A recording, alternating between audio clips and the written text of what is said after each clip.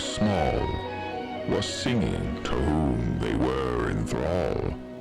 They couldn't forget Carcosa, the black stars in the sky, where twin suns linked in men's shadows as they pass on by. Their teeth did they gnash, their voices did they bellow, and their sanity melted away, all before the king in yellow.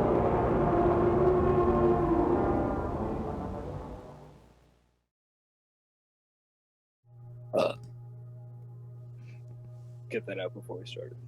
Yes, thank you. It was good for audio levels too. It's the clap. Yeah, it's the shooting clap. Why don't you guys tell me what you remember from last session? There was a lot that happened, so tell me as much as you can remember. Well, George Bush did something, right? He did a thing. He's about to do something. Something real bad. Jet fuel can't melt steel beams. George Bush doing bad? It's almost like it's in that name. You mean George Bush Sr., right? Yeah. I meant the last name Bush, but your great-grandfather loved Hitler, dude. The bootlegging family? Those Bushes? It's as they're politely known. Politely known. But yeah, that was an element of last session, 9/11, and its impact on you guys as characters. But what else occurred? Jack Holloway delivered a American flag to Richard Lesner's ex-wife and kid. That I thought was one of those small flags. Yeah. Like a Memorial Day put in your lawn Yeah, sort of flag. correct. Yeah. Yeah. Danny- That's such a funny image to think about. Danny takes it out and starts to play with it. It's this massive, like. Yeah, it was all over the news. Reagan Jones is a fucking terrorist scum. Yeah. Terrorist scum.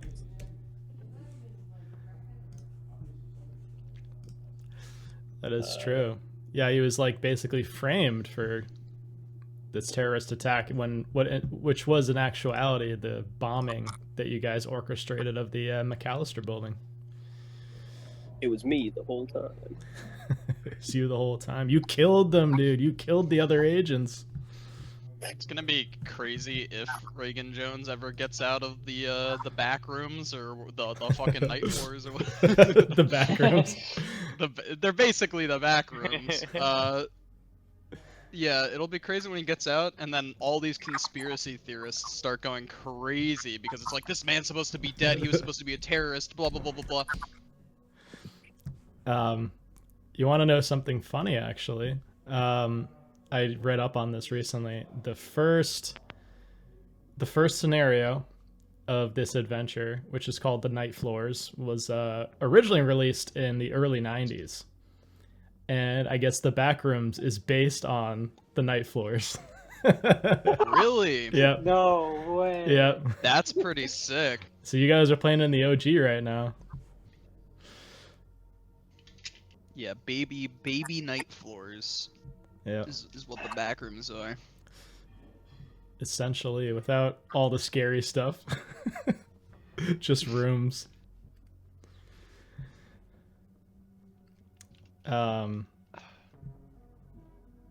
Great. And I kind of want to hear a little bit about Harold Burton. I mean, what happened to him last session? There were a few interesting things for sure, especially with his therapist. Oh yeah, the therapist. That's not even what I was going to mention. Well, first and foremost, he left his veterinary practice. He just couldn't handle it anymore, and he started a dog sanctuary / shelter. He moved to upstate New York, the therapist, he tried to kind of like dance around the conversation with the therapist, and like not really, like he obviously couldn't be like, I blew up a building, it had my like coworkers in it. That wouldn't My go over well. my DNA is everywhere. I confess. Yeah, so unfortunately, like, you know, most things, if you're not honest, it'll hurt your effectiveness. So he didn't get as much help as he might have been looking for. But I believe his parents are getting up there in age, and he's currently taking care of them. Slash, I don't remember exactly where we left it as to what that situation was like, but Yeah, with his that's my, with his ailing parents. yeah. Yeah, I think we said that this session, this phase is going to be when his parents start to go downhill. Yeah. Which is going to be very, Which is, very yeah. sad, but it happens in real life. It happens in real life, exactly. So, we are going to begin. I love that someone bit the bait on this. Someone went to this encounter group that I sent out all the flyers for to each of you guys. I was like, fuck you, Tyler. No, there's going to be plenty that happens during this downtime that you do not have to interact with at all. It's just going to be, you know, scattershot. Some things, in fact, that you probably shouldn't interact with. What are you talking? Which, we open this scene. What car does Stelios drive, do you think? So just like a shitty, like, beater sedan? Yeah, definitely something with some character. I'm thinking, no, maybe not a sedan. Maybe I like those like 90 Jeep. I think it's the Jeep Cherokees that are kind of boxy. Oh, yeah, I love those, actually, yeah. I think one of those. He's still rocking one of those. I mean, it's not that. It's like 2001, so it's not that old right now. But he's probably got an older model of it, and maroon. Cool. I love that. I can see it now. He pulls up. We see his large form sort of shuffle out the side, and you see just like quite a few cars that are parked in this parking lot. Not like a ton by any means, but you see at least like 10 or 15 vehicles. And you see a group of people walking inside the basement of this VFW building. What do you do?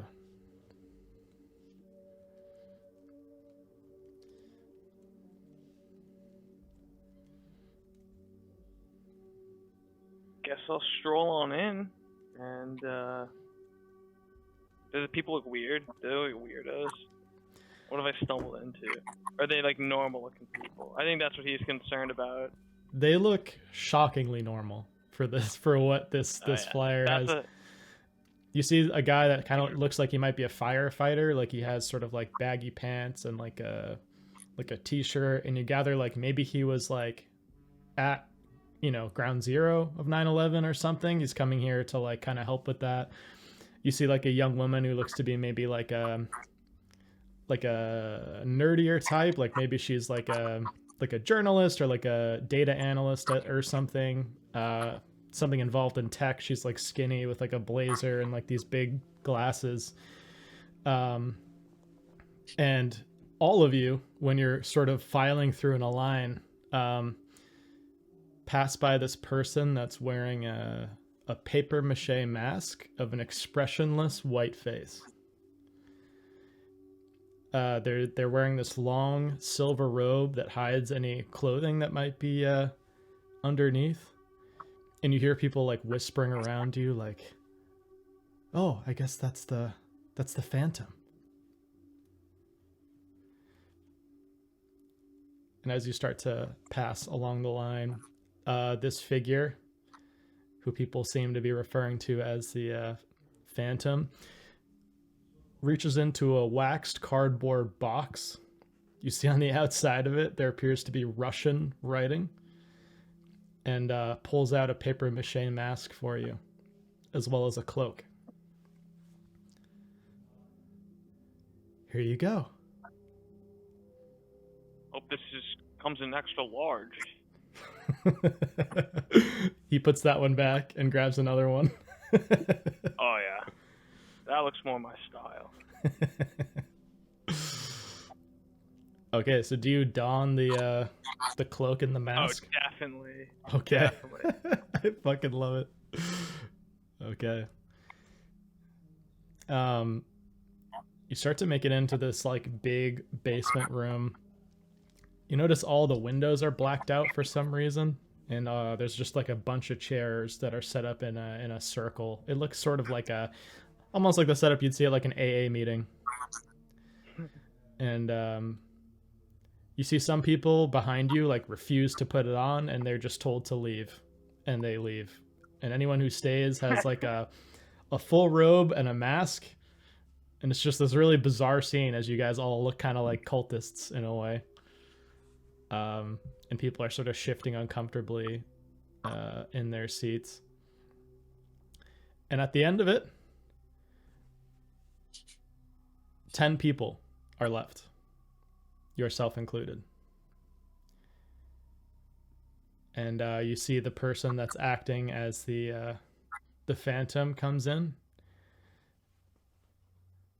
There's this like gong that sounds from somewhere in the basement, but you don't see anyone strike a gong or even carry an instrument of any kind. And this figure who's supposed to be the Phantom says, "Say the things we cannot say elsewhere." And the group responds around you. "Truth leads us." The speaker says, "Find ourselves and know ourselves." The group says, "Truth makes us." The speaker says, "Become the rulers of our own lives." The group says, "Truth frees us." And the speaker ends with, "Say what you will." You hear a gong and another room sound, and this time, all of the lights in the room immediately go out. And you're in darkness. Suddenly you feel like people shifting around you, and you realize that Oh my God. almost like a game of musical chairs, everyone has stood up and they're like shuffling positions in the darkness. You like feel someone's arm touch you. You feel like someone collide into you. Someone steps on your toe and it kind of hurts. What do you do? It's completely pitch black. And you just feel people shuffling around you like they're playing a game of musical chairs. But like I saw like the chairs were in like a circle. Yeah. Yeah, I guess I guess it can't be that hard to find another chair. I don't want to be sitting in the same chair. I don't want to be singled out here. Okay, so you're gonna get up and try to find a new chair? Yeah.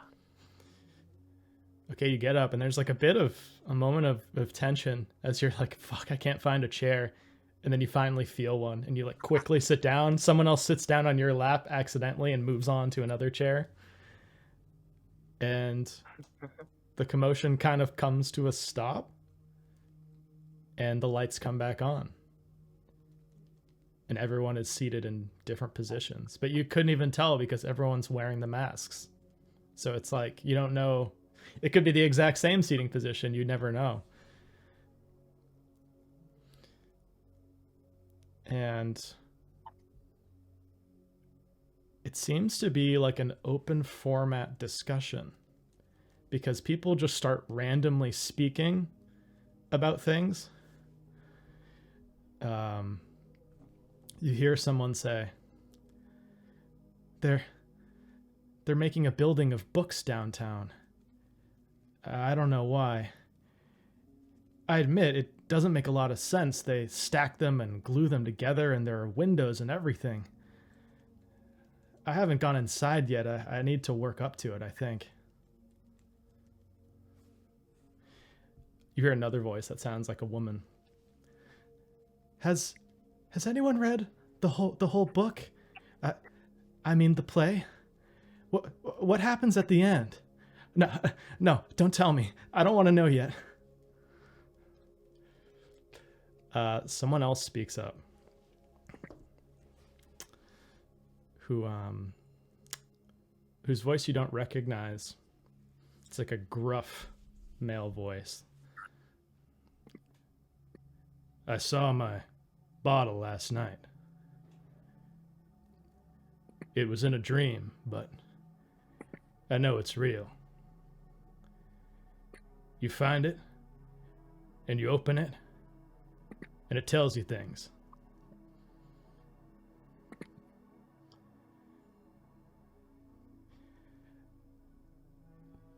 And suddenly you hear a voice that sounds exactly like Vigo's.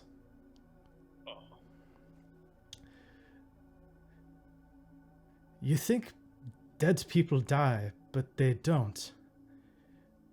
They live in places no one is looking.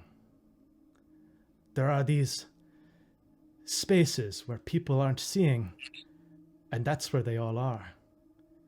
Shoved in, still alive, still going, hiding. And it's like someone that's sitting like 3 people down from you. And it sounds exactly like your dead friend. Give me a sanity check. Oh. Yes. Nice. So that's only going to be 1 point of sanity damage. As this is still, like, shocking to you.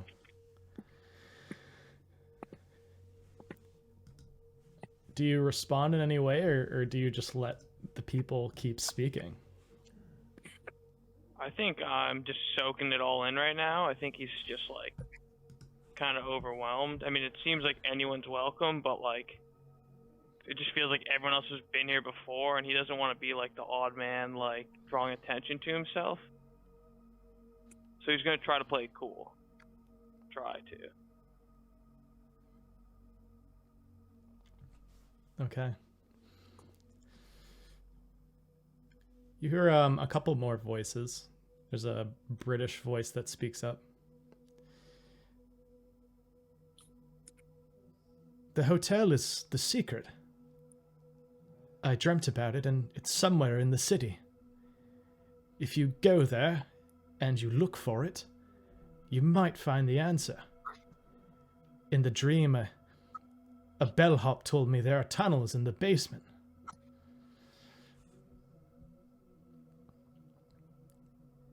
You hear another woman's voice sound out, and she says,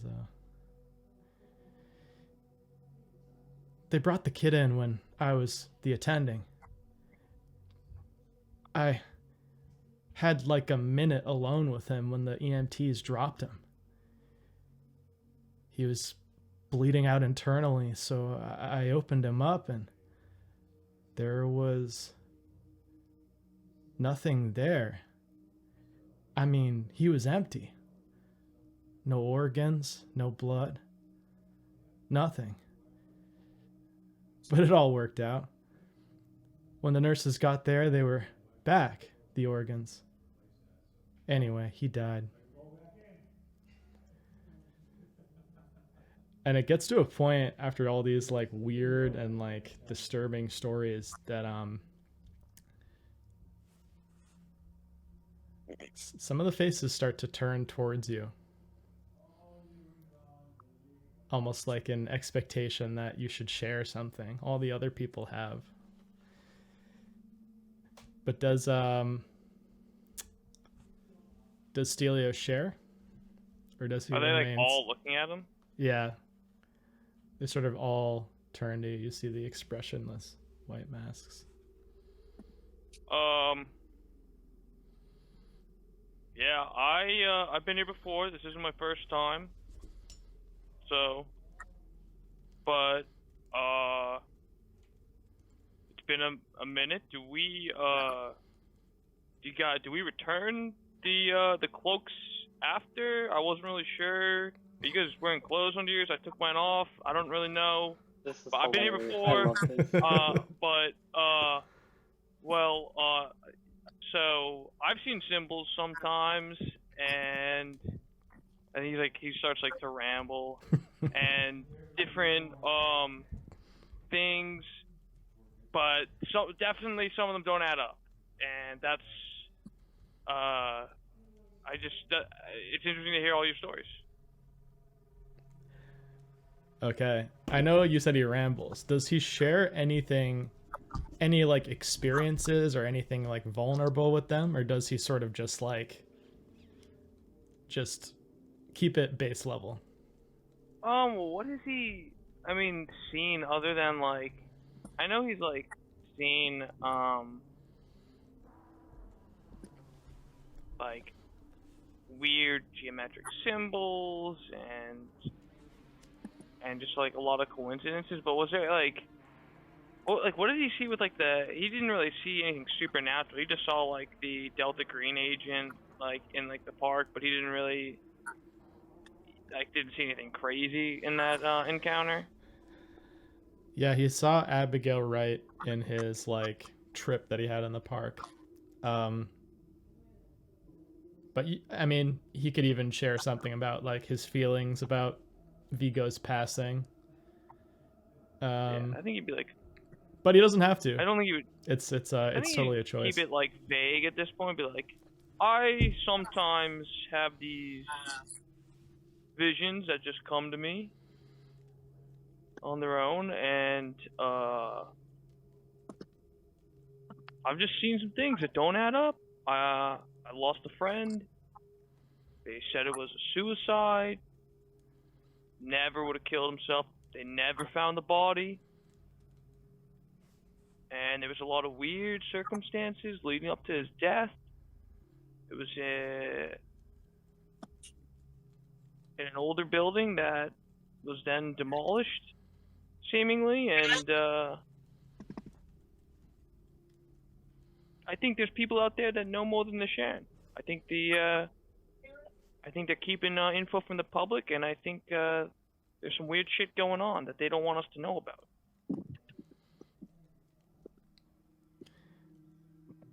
The masked figure that seems to share the voice of Vigo says, "What would you say to your friend if you could talk to him?"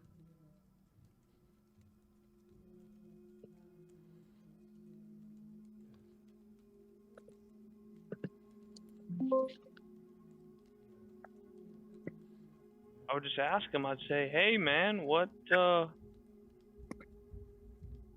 have you seen? What are you keeping? What are you keeping from all of us? 'Cause you're acting kind of strange, and I know you. I know you've seen something's going on. I just want to know what it is that you've seen or heard that you feel like you can't share with us, because if it scares you that much, I just want to know what happened." You look down, and it's sort of like a horror movie moment because you see like below the very edge of the robes, you see Vigo's shoes. Oh.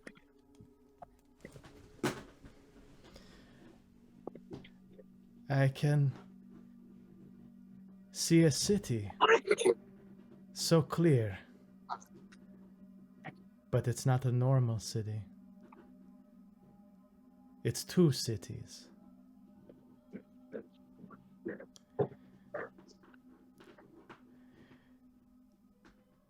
I would ask my friend this question. What if when you die, you don't know you're dead?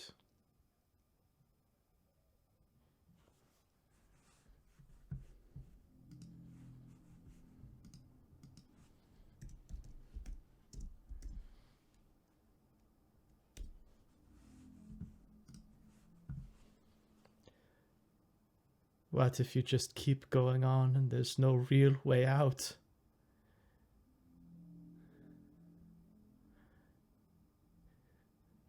What if I'm dead right now? All of a sudden you feel a hand grasp your shoulder from behind, from the darkness, and you turn, and someone's turned on the lights, and everyone just stands up and starts taking off their masks and their robes. They're like nodding to each other and talking about how good a session that was, and you see the door leading out of the basement, and they're just filing out.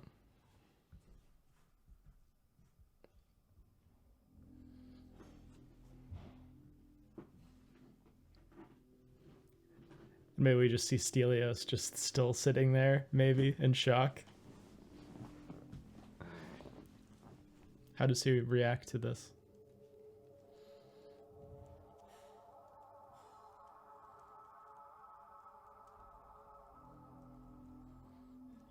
He just is like fucking out of it. Like he just, I mean, he's kind of dumbfounded. He just kind of, he takes it in that like he probably looks at them and just sees they're normal everyday people, and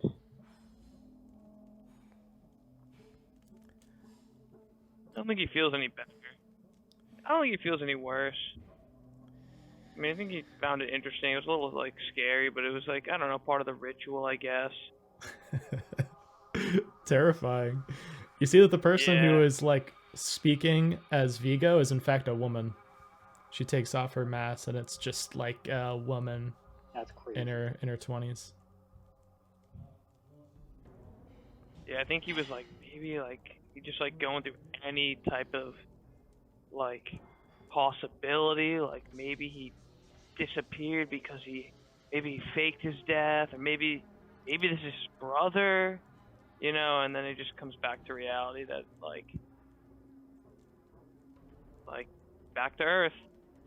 And then like kind of like once he takes off the mask, I think that's like he's like, oh, should go home and make some dinner, and you know, maybe I think he's gonna go for a walk in the park, and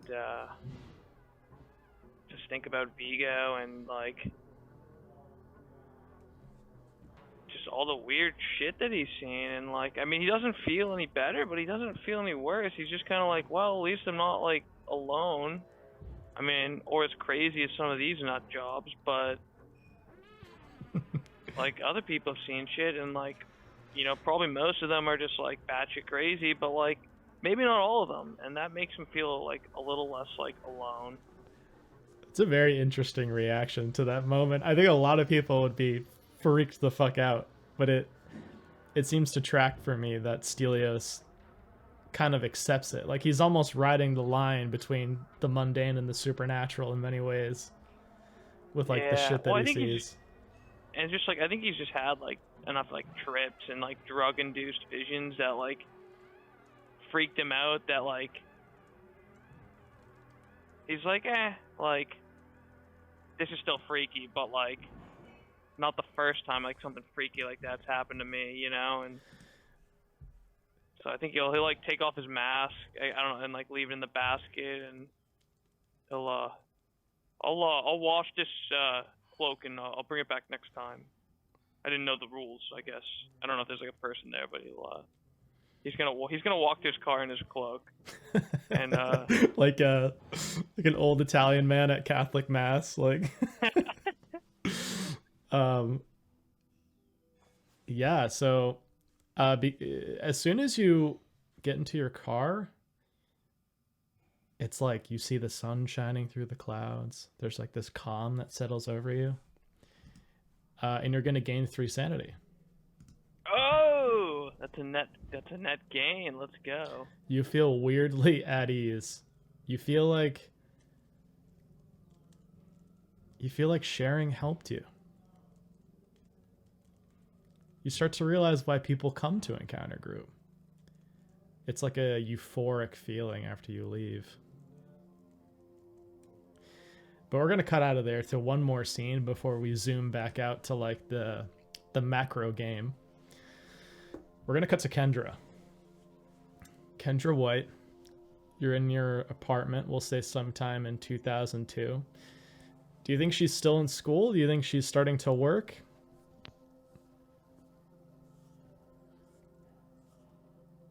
Ooh, that's a good question. I think maybe for her. So let's see. I think maybe because of her like just like her ongoing work at the dance studio, and now with an obsession that kind of draws her attention away from studies or pursuing other occupations. I think maybe she's just sticking to what she's already good at so that she doesn't have to spend as much time with it. So I think she's like she's slowly putting herself into a position where she kind of either becomes like one of the top people, like one of the teachers at the dance studio. Like maybe over time she might like end up taking over and end up like managing the entire dance studio.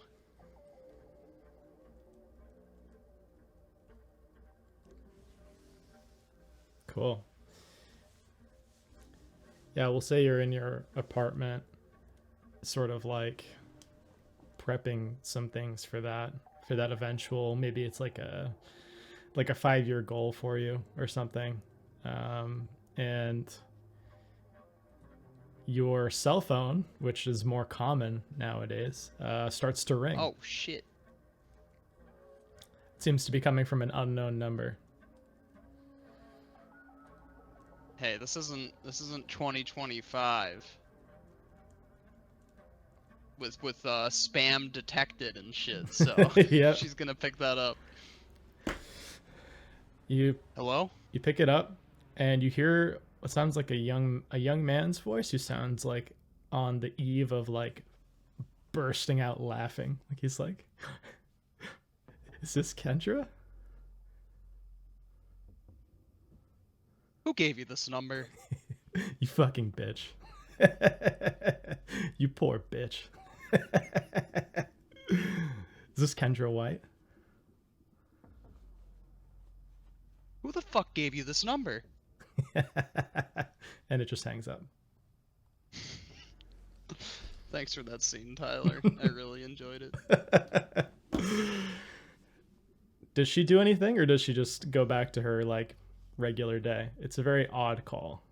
Well, it's like when you say unknown number, is it just a number that she doesn't know, or is it like literally like an unknown number that she can't call back?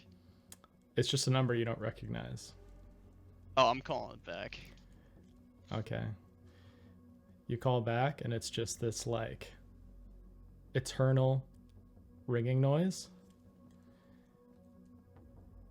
And eventually someone picks up. You hear like the sound of people laughing in the background. And he's like, yeah, what's up? You couldn't Listen get enough here, of you me? little shit. Who Couldn't put you get up enough to of me? this? Oh man, you're fucked. You're fucked, Kendra. I'm sorry.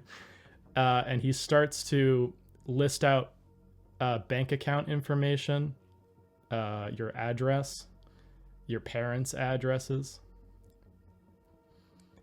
And What the fuck? you start to realize that you may be the victim of identity theft. Oh, I thought you said you're getting doxxed, but this is worse. Oh yeah, she's immediately, I don't even know who to call. I guess start with the police. Okay. Yeah, so I'm going to have you give me a luck roll. We're going to see how horrible this identity theft situation is versus manageable. Wow, thank you, Tyler. Ooh, that's pretty bad. It takes you a few months and a couple $1,000s to finally get everything back to where it needs to be. And you figure out that you were part of a larger identity theft operation. You see it in the news. It was carried out by this group called Catch 22. But this is how they spell it online in like the early internet forums.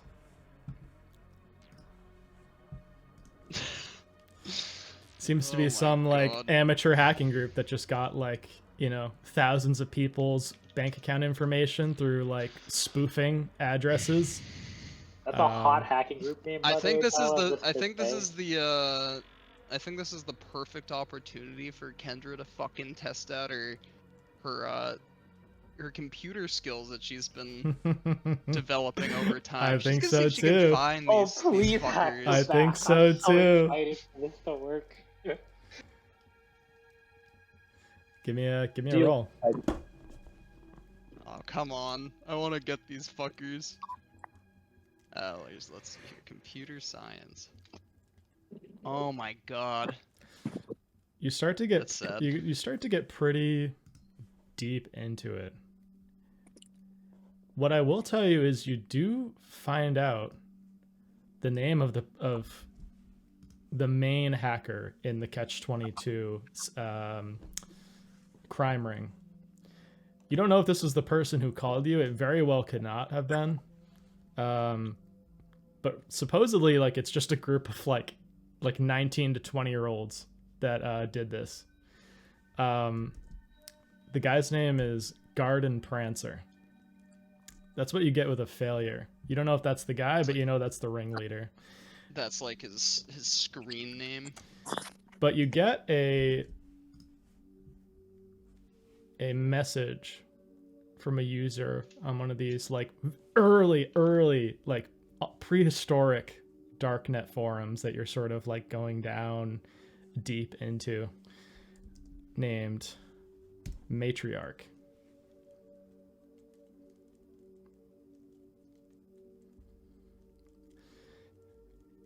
And you just see like that like early 2000s text come across your screen. It's sort of in like the white on black. You trying to go deeper? So this is somebody who contacted me, like, on a forum? Okay. 1 sec, I'm just taking some notes. Garden Prancer.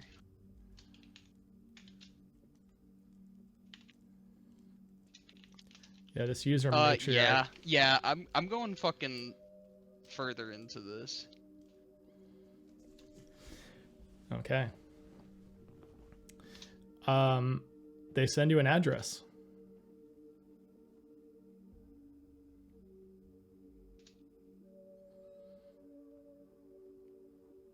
Okay. It seems to be a coffee shop in Maryland.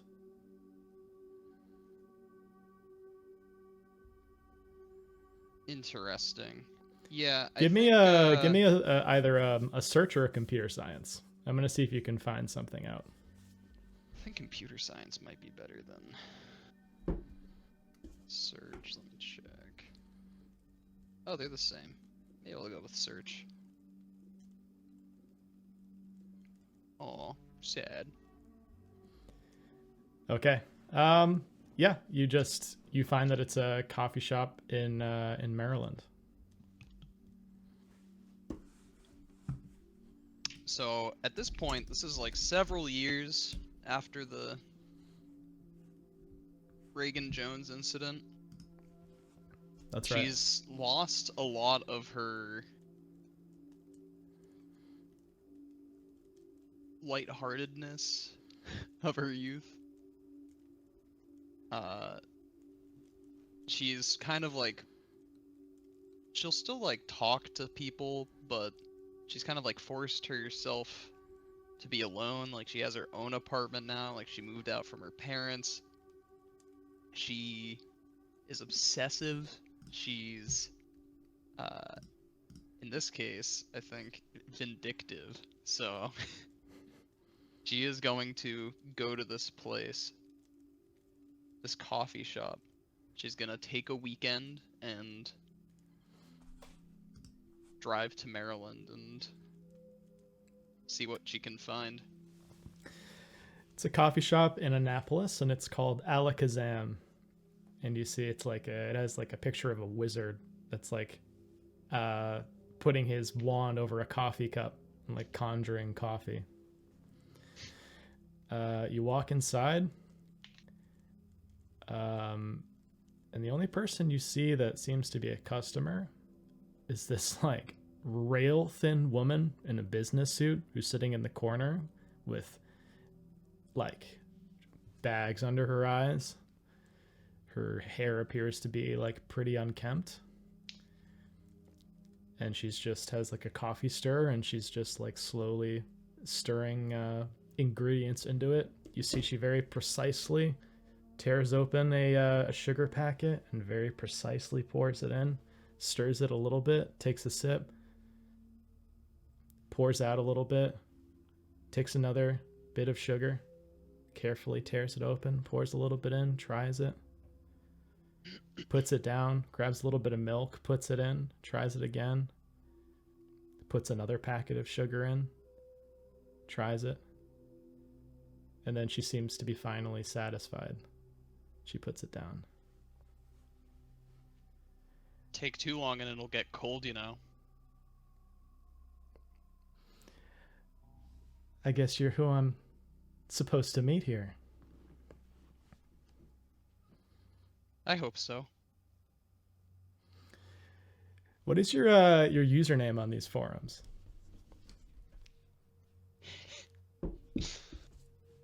Oh man.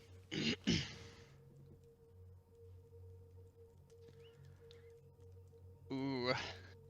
What's like a nice leet hacker name?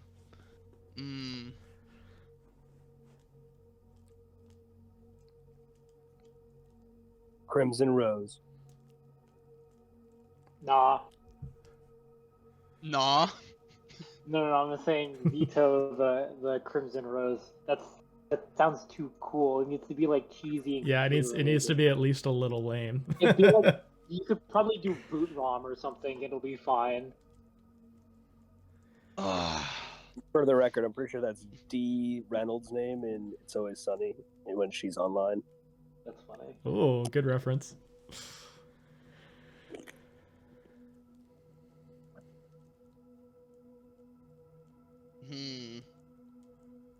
Well, obviously can't have anything indicative of her like real name or anything. You gotta be so anonymous. The hacker known as Anonymous. She invented She's it. the founder of she's the founder of Anonymous. Fuck. That'd be a Alright, I'll fine get- thing to do. I'll need to get back to you on that in a second. I wanna make it something juicy. Okay, that's fair. Actually, because that'll probably be a detail that stays going forward. Yeah, so she calls you by your hacker name, and she's like, "I'm matriarch."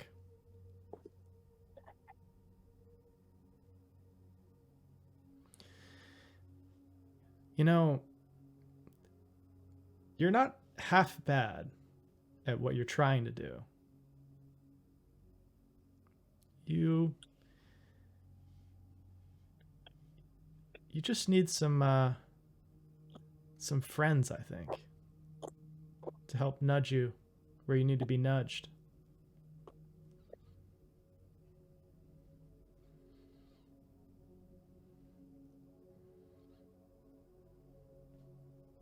Well, let's face it. And she kind of sits down in a chair at the same table and deflates a bit in it.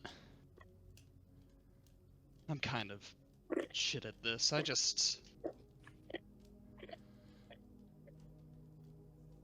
Nothing's going fucking right for me.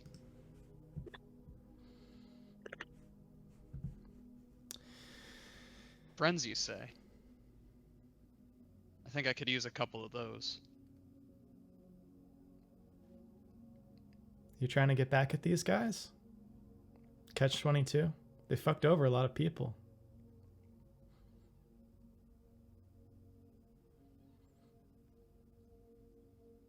I want them dealt with. I want to deal with them. Those fuckers are gonna get what's coming to them.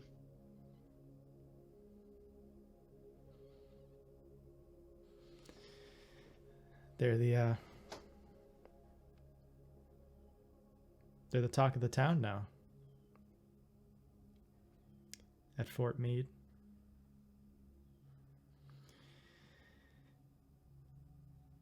The problem is they had their hands in too many different places, you know? They could have stopped at just robbing people's credit, spoofing Bank of America addresses, you know, that stuff's easy. But they got greedy. And they went farther than they should have.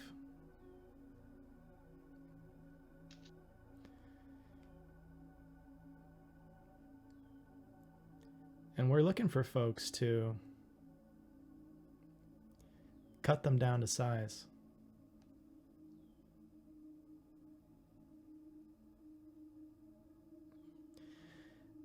There aren't many women in this field.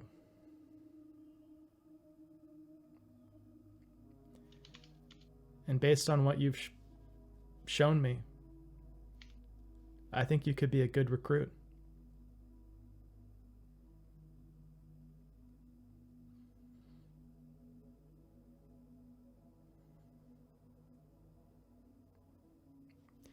I could put you in a boot camp or something.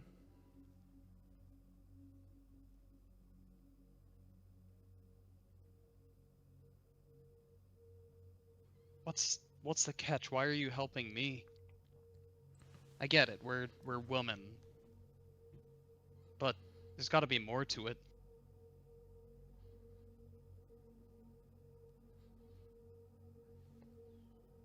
Well,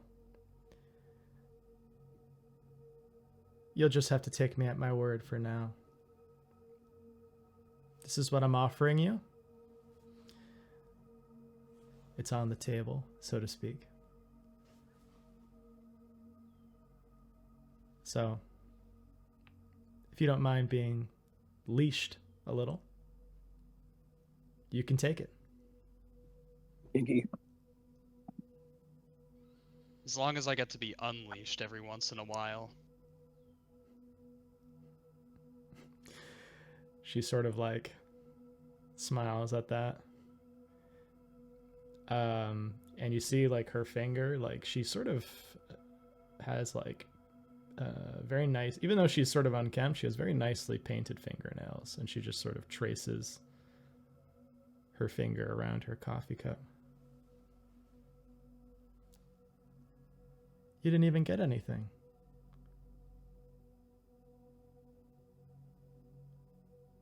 You don't drink coffee?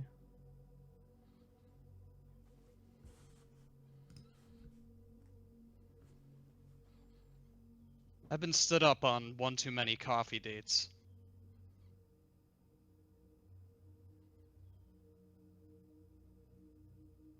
Well, here's to brighter futures. She takes a sip of her coffee and just doesn't break eye contact with you.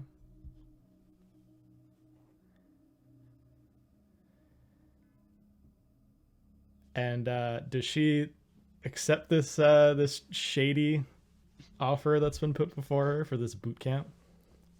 Oh yeah. Okay. Current obsession is getting revenge, so yes. Okay. This woman is named Graves. Natalia Graves. Ooh. She works at the NSA. Oh shit. And during this downtime phase, she's gonna start to get you in as an NSA, essentially like a data analyst or equivalent. someone who's helping them look into these like hackers that are sort of starting to emerge in the early 2000s.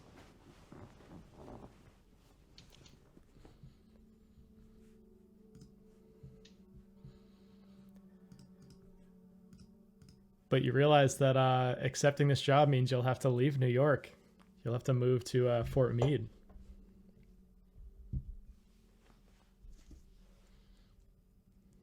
I think. Actually, yeah. I think she'll leave. Let's go. We love change. She kind of felt.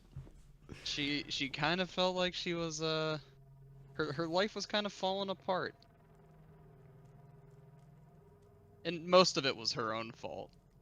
But I feel like this whole thing with Catch 22 was the straw, or I guess like the hay bale that that broke the camel's back. Oh, very much so. I mean, just from the stuff I was reading online about identity theft, it seems devastating for people.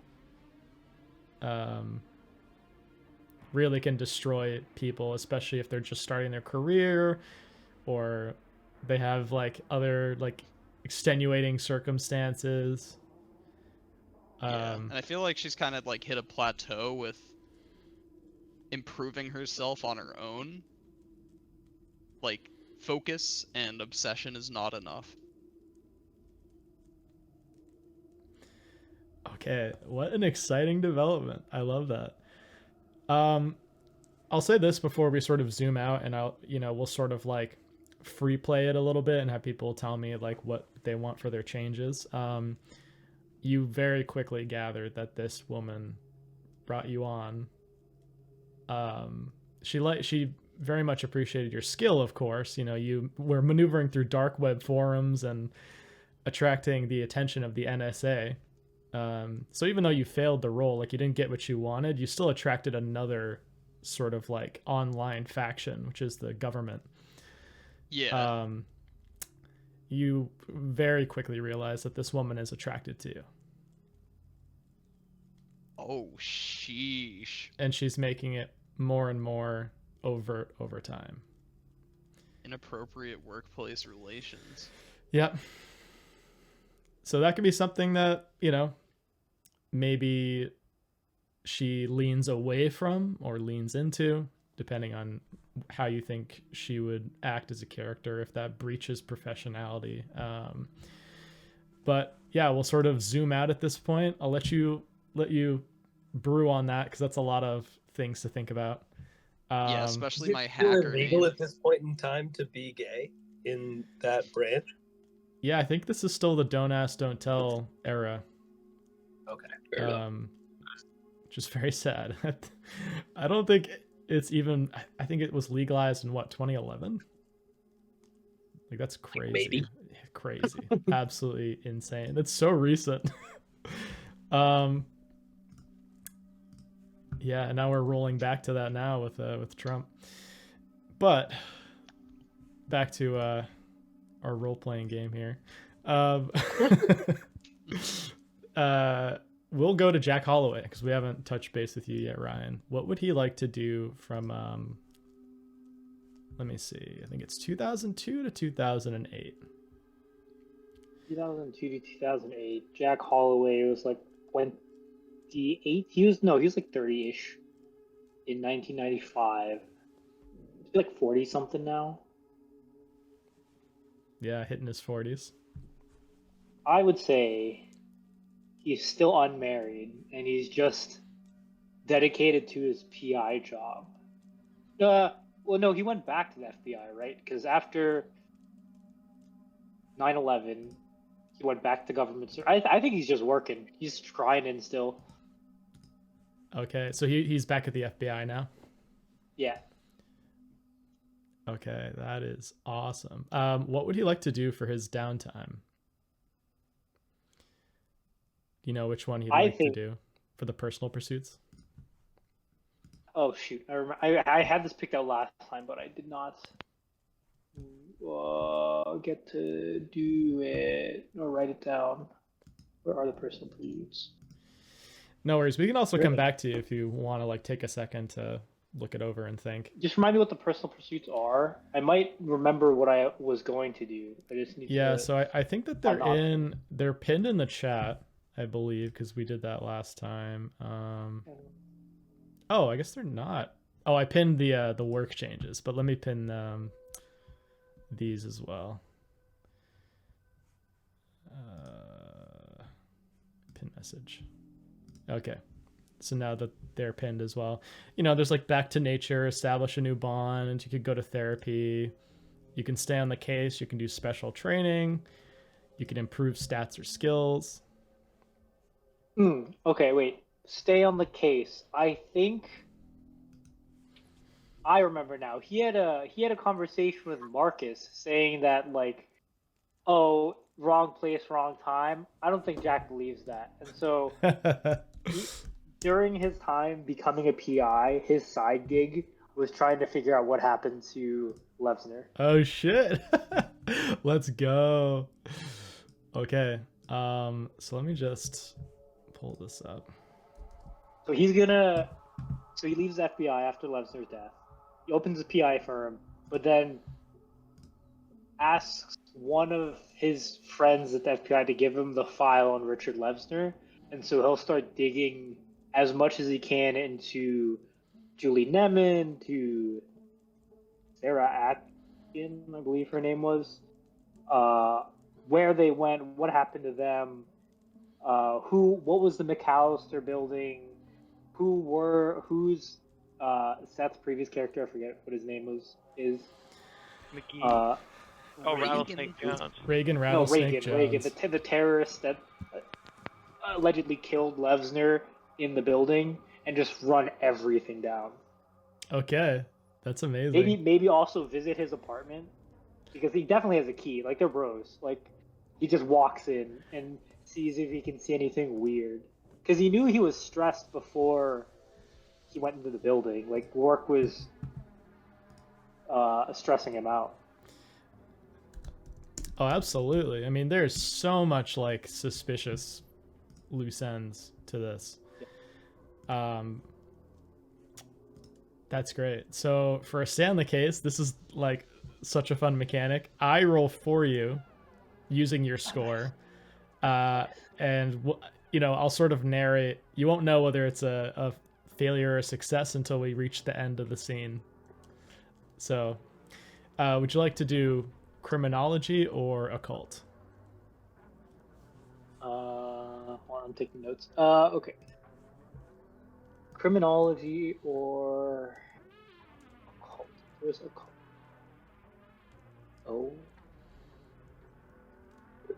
Oh, definitely criminology.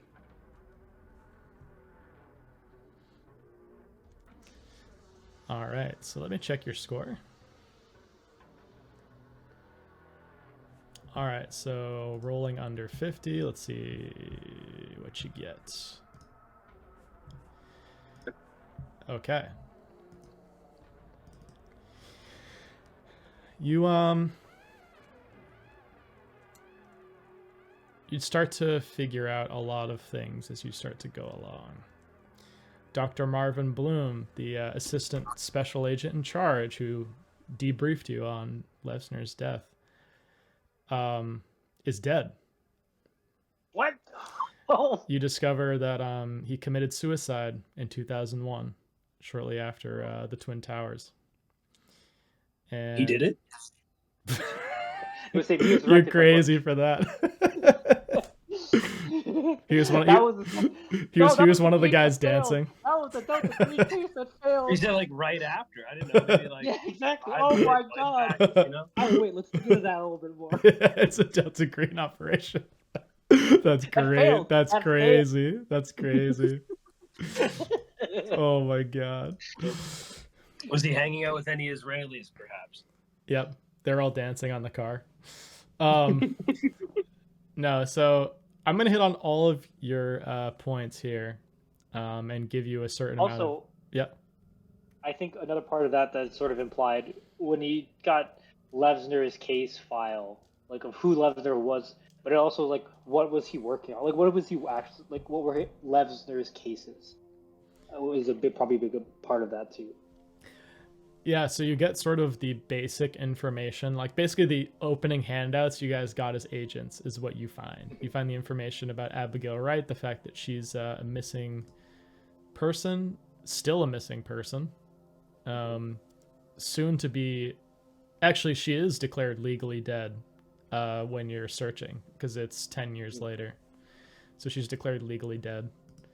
Her parents, Thomas and Ellen Wright, are devastated. You see newspaper articles about them. You see the building is owned by this corporation called Art Life that hosted a lot of like art pop-ups in New York in the 90s, but they start to disappear from the internet around 1999. You see the name Cynthia LaChance. She was the owner, wealthy heiress to her husband's fortune, and she sort of funneled it all into the arts. But she's gone quiet. You find out that Julie Neman you're in contact with, but Richard's old girlfriend Sarah Atkin. You find out that she is at a mental health facility in Boston called the Dorchester House. Is that actually a mental facility in Massachusetts? No. Damn. It's fictional, but it's in Dorchester, Massachusetts. Yeah.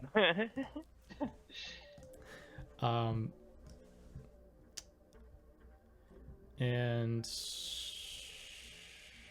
let me see here.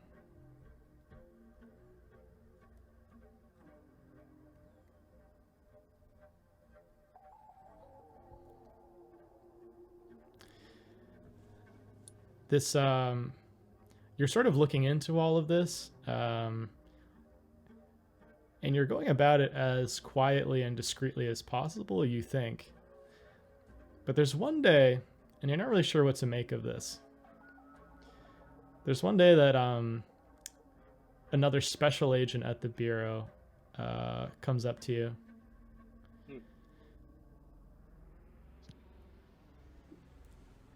I didn't know you had a case up in Boston. Yeah, it was an old cold case. I had some downtime and something piqued my interest, so I went digging just a little bit. Ah. Nothing too crazy. She's like a woman in her 40s. She's like a bit on the shorter side, looks to be like a Mediterranean complexion, sort of like frizzy hair. What's the vibe? Is she like prodding, like what the heck is he doing? What's your human score? Let's see. 60. 60. Yeah, she seems like she's prodding for something. Is she does she I guess he doesn't know about the supernatural things around it. Does she seem like she's aggressively prodding, or like more curious, like haha coworker banter type? With a 60, you gather that she's trying to make it seem like a banter, but she's hunting for something.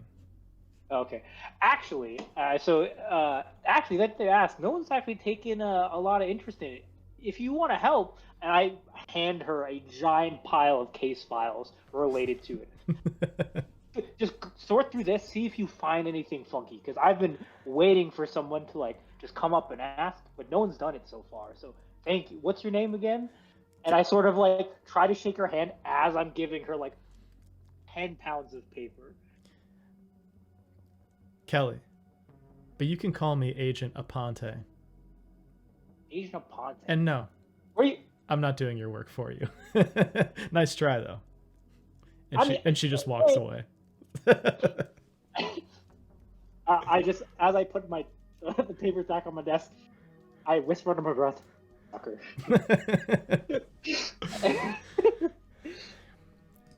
But yeah, I rolled a success for you, so you got basically all the information that you were like looking for. Nice.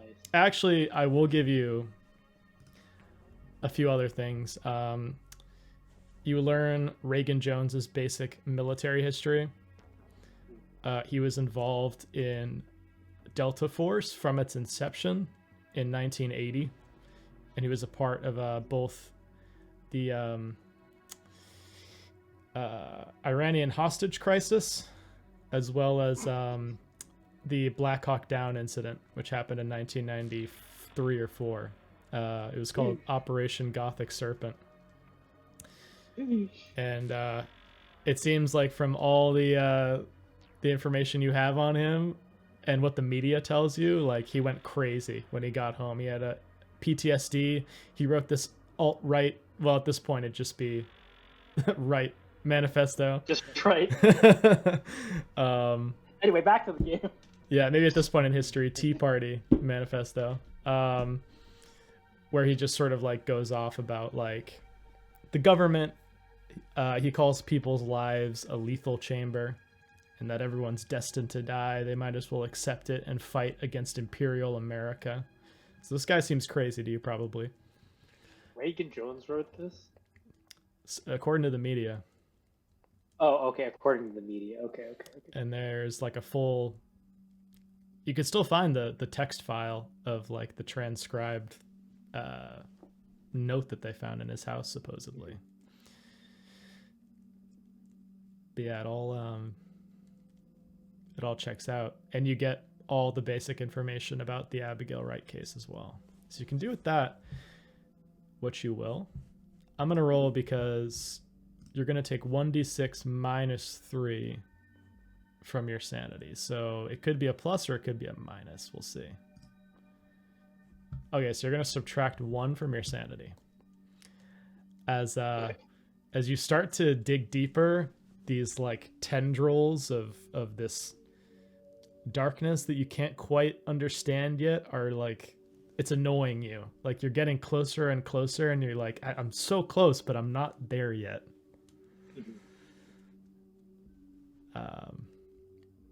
That's great though. So to wrap you out, what would you like for your work or social life change from 02 to 08? I think as he gets more wrapped up in this, he begins drinking a little bit more. Oh shit! He's taking on a vice because he can't figure it out. It's been years. It's been like a decade, and he still can't do it. Yeah. Oh my god, so sad, but it makes sense. Like, oh man. Okay. That's great. So we'll go to Harold in this moment. This is 02 to 08. You said you're gonna take care of your parents. I think that's one of the options, right? Is to like take care. It's fulfill responsibilities. That's what it's called. fulfill responsibilities. Yes. Okay, so for that, you are going to roll a sand test.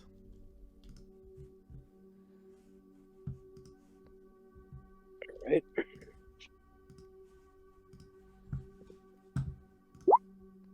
Success. Okay, awesome. So that means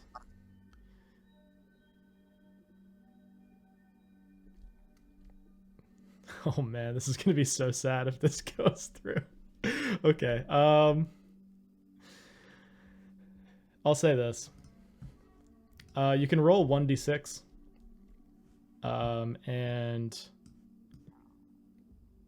I'm just gonna have you add it to a bond that's not your parents, because I think it'd be kind of mean to have you boost your parents and then have them immediately die, and like you don't get any benefit from that.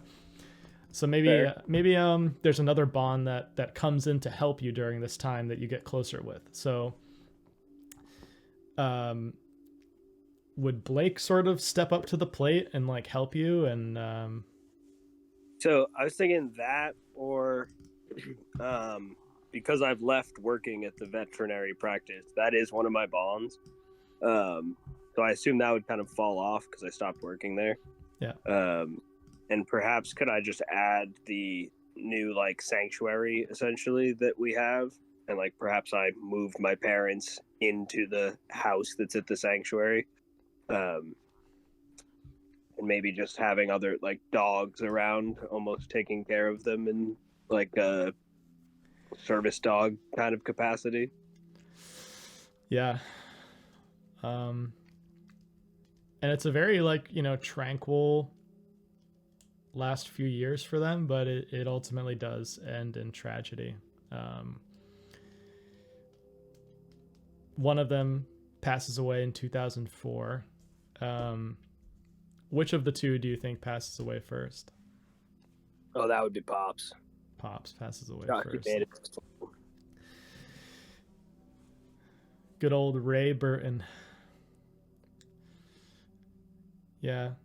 We'll say like he was a long time smoker or something, so it's not necessarily surprising, but it still is very sad. A lot of people come through to the funeral. And oh wait, Ray is your mom's name. My bad. Martin is your dad's name. Okay, yeah. Yeah, I was like, Ray could go either way. All right, cool. So Martin passes away. And Ray, you know, they were so close for most of their life. She passes away not but a year afterwards. And you really just start to find a sense of peace and solitude at this dog sanctuary. This is like what you've improved upon as one of your bonds. So like what about it calls to him and gives him like the slight bit of solace during this time?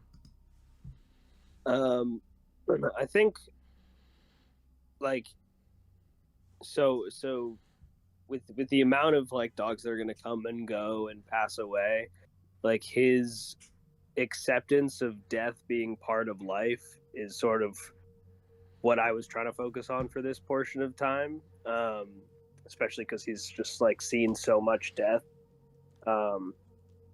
that he was able to look ahead. And I'm kind of glad that he had the opportunity to take care of his parents in their end stage of his life, of their lives, as he's been able to do for so many dogs that are like left in shelters or in a kill shelter, or you know, wherever it is that they're just an unappealing animal to be adopted by the average person. And like this place has been able to be like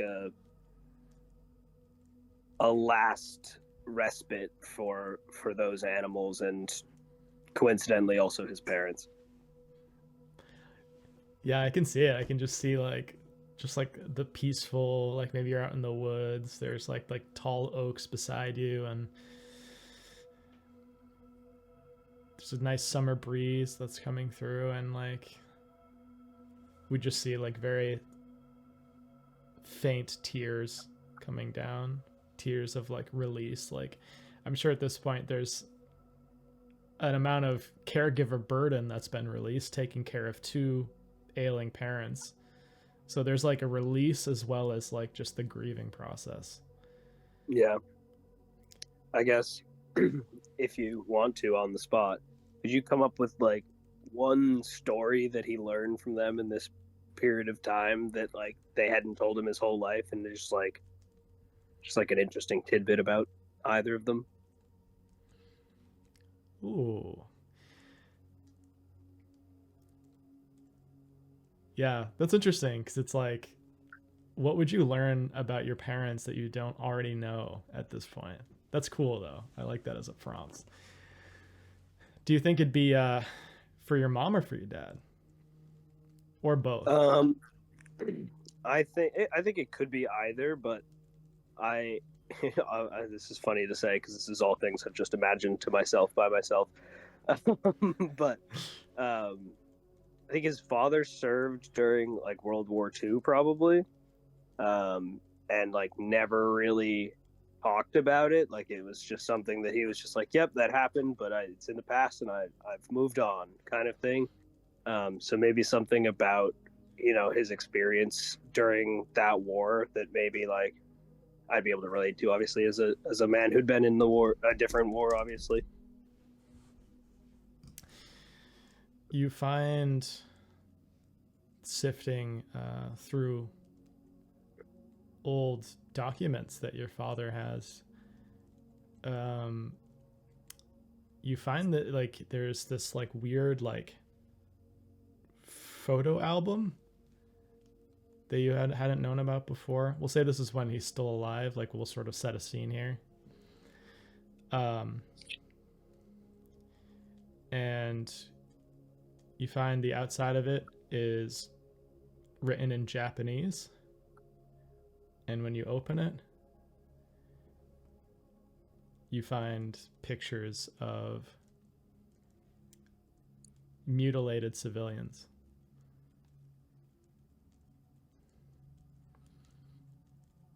You see pictures of like women that are on their side and bleeding out on cobblestones. You see pictures of like fire billowing up into the darkness. You see what looks like kids that are being set up to be like bayoneted by Japanese soldiers. Jesus Christ. Some very dark scenes, but there's a lot of like Japanese handwriting in the photo album. It doesn't look like it's your father's, but it's in his stuff, deep buried in his attic. I think I would take it to him with like a lot of caution, and not open.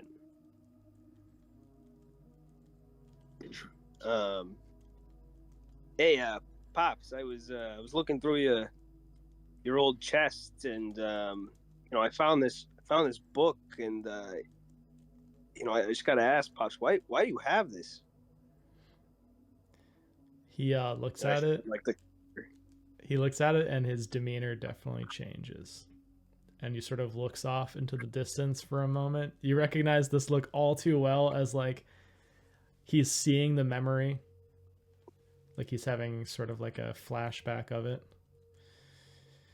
Hey, Dad, stay here. It's okay. It's okay. Don't go back there. It's okay. Come on, keep out of it. And I try to like help him break the trance, if you will. It was a long time ago. I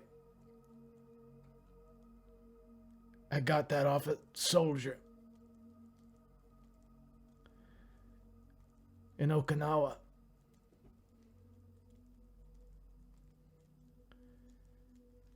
Did you kill him? He just nods his head.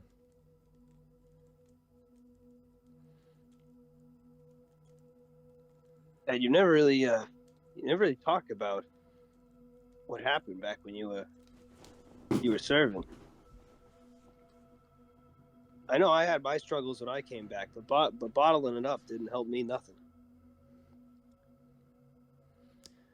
Some things are best left bottled up.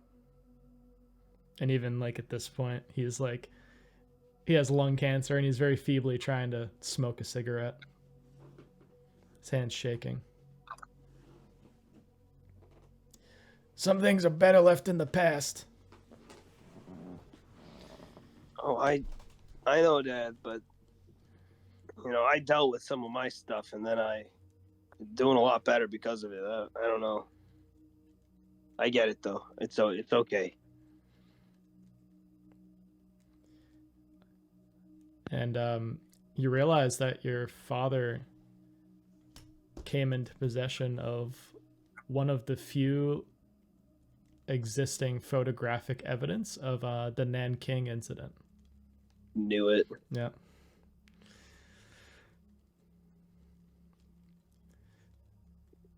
Yeah, based on a true story, actually. I thought of that because that exact situation happened where they were going through this old guy stuff, and he took this from a dead Japanese soldier, and it was just like a photo book like you'd have for like a baby, and it was just full of like horrific death and destruction. But it's like one of the few bits of evidence that they have that it happened.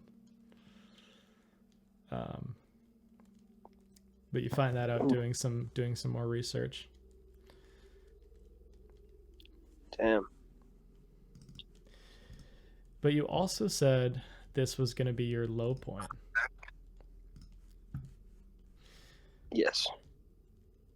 So, in 2007, you're in New York City for some reason. And I say for some reason because you don't remember why you came. Only that something called you. You look up. I don't like the sound of that. You see fluorescent lights flickering. And you see a train platform before you. There's like a dripping you hear echoing from afar. And then you hear footsteps behind you. And you hear a voice. Doc. Doc. I turn around. You see Private First Class Ellis. His left leg still missing from when you saw him last at Quezon. He died in your arms while he was whispering for his mother. But there he stands. Helmet crooked. Flak jacket shredded. Doc. You gotta fix me up, Doc. It's not looking good.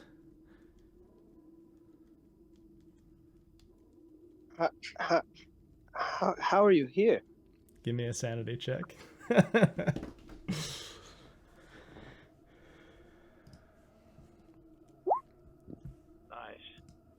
Okay. And his voice is trembling, and you see behind him other figures emerging, almost like passengers waiting for a train that's coming. You see Rodriguez with the hole in his throat. You see Sergeant Washburn missing half of his face. You see Nguyen, a Viet Cong sapper who you healed. Eyes milk white, fingers twitching like he's holding a phantom wire. Their mouths don't move, but the words fill the air anyway. They all in unison say, Why? Why did you leave us?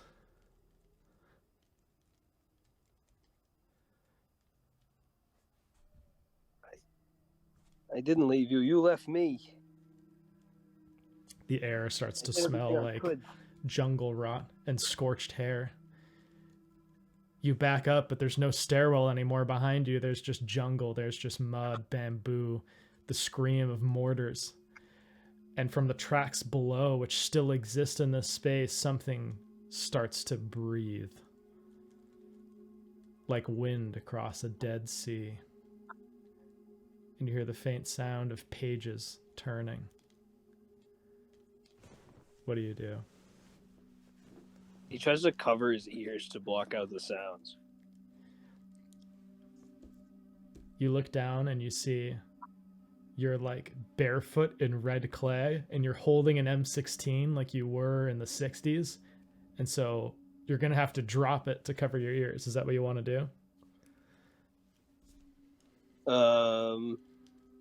Ooh, that's a tough question, actually. There are dog tags that are jingling from your neck. Yeah, there's no strap on the gun. No. Yeah, he'll put it down and cover his ears. He's trying to be able to focus, but if he can hear this stuff, he's not going to be able to. You see a figure beginning to rise from the tracks, tall, robed, mask gleaming gold in a flickering light. The shadows seem to warp around him, and a crown of impossible angles hangs from his brow. Where its face should be, there is only depth, only invitation.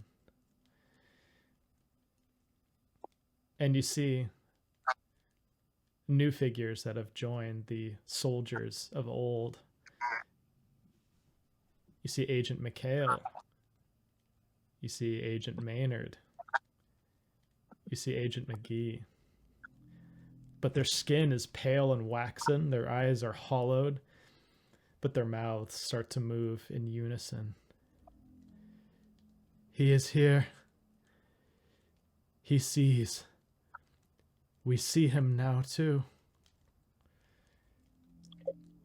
Give me another sanity check.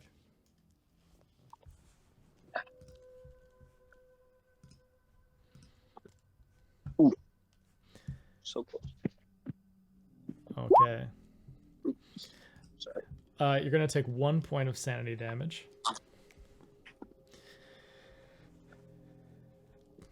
This figure that's ahead of you starts to lift their hand, and you see their skin is desiccated like a corpse's. And suddenly the station, the mud, the jungle around you is transformed into a stage. You see velvet curtains drawn wide, lights dimmed, and an audience of corpses clapping for you.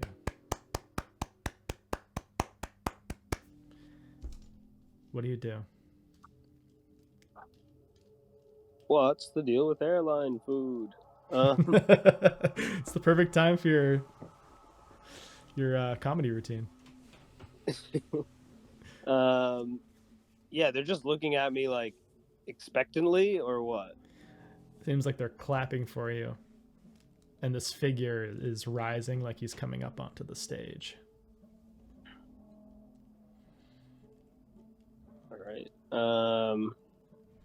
I guess I'll probably kind of just like try to move vaguely away from where he's gonna be coming on the stage.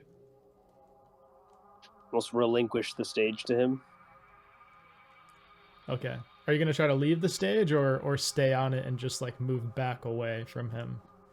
I'm just gonna back away. Okay. You take a step back and your foot strikes stone, not boards. The lights flicker again and the air is suddenly real once more. It's filthy and cold. There's a scream of a train that suddenly comes down the tunnel, and you sort of have to dive out of the way. You're like right on the edge of the tracks as it passes by you. Your mind is screaming, but you've made it back to reality.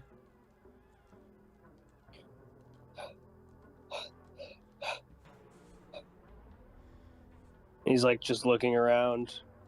Where is he? You seem to be just in a subway station somewhere in New York City. But there's something in your hand.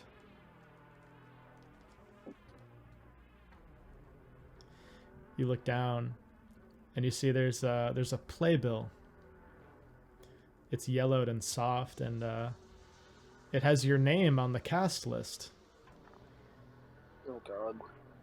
And it just says in blocky letters, Act 2 begins soon.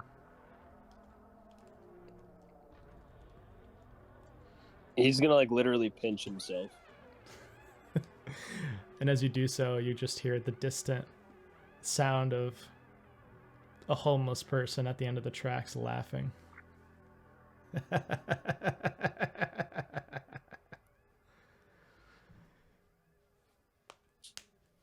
The thought resonates in his brain that there needs to be more assistance for homeless people in New York City. I love it. So we'll cut out of there. So Very cool. We have left Stelios. What would Stelios like to do from 02 to 08?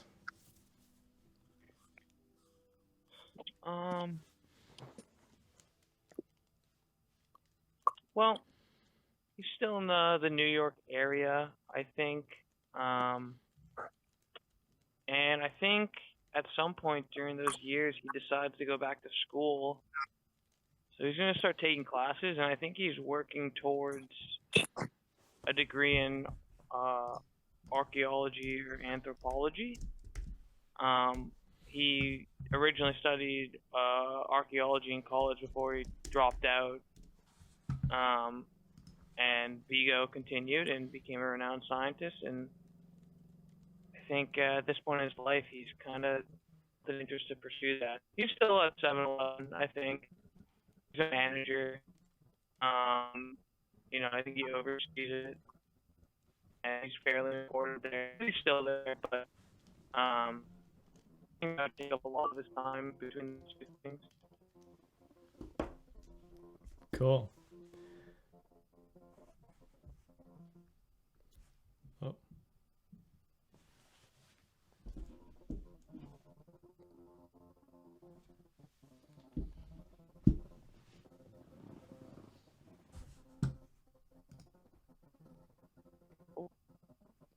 Yeah, can you hear me?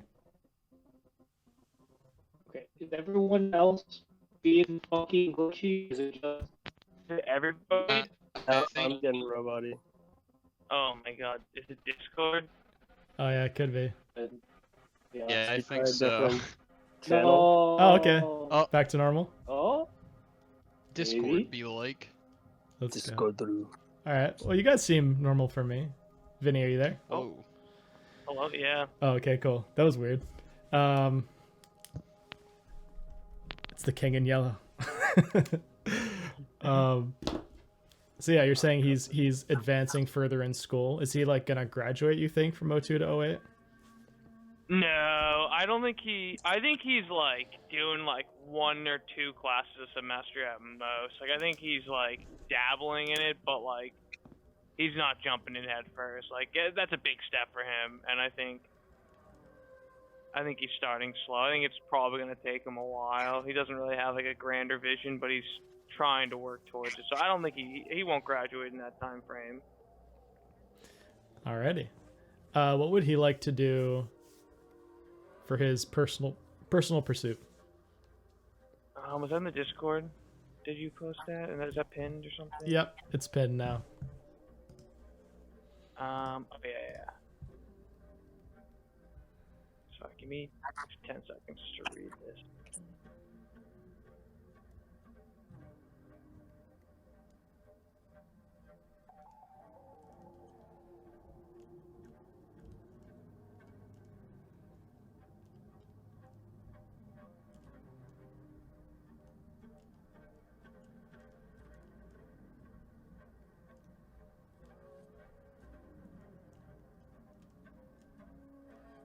He's gonna fulfill responsibilities.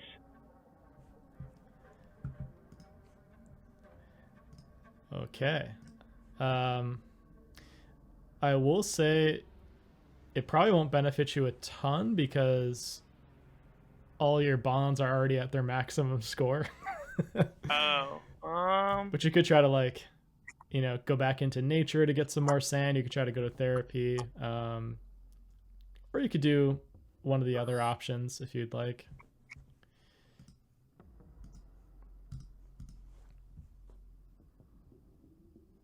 I guess he'll go back to nature. I think I don't know if it's like this whole period. I don't know if it has to fit the whole period. I was picturing like he takes a semester off in like a summer. Yeah. And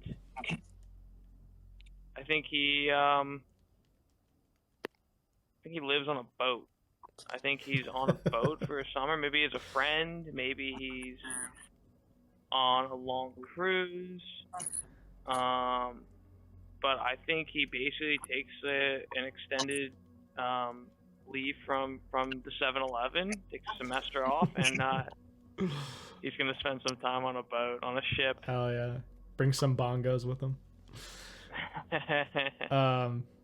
Yeah, so why don't you give me a sanity test? We'll see if this was like good mental health wise for you. Yes. Perfect. Yes. All right. So you are going to get 2 sanity. Hell yeah. racking up the sand. I'm gonna need You are, that. yeah. You're pretty high now. I think you're at like 81 or something. Yeah. That's great. Yeah, That's so sick. insane. You're gonna be set That's up so well. high. What? What a flip around from my last character. I know. Well, it makes sense. Like he's just like doing things that would promote his mental health. Like he's taking time away, he's traveling, he's doing all these great things. That's awesome. So, what is his work and social life change during this time? Oh, he gets one of each. Oh, okay. One or the other. Or one or the other. Yeah. You can do more than one if you want, but that's just like it needs to be at least one of those.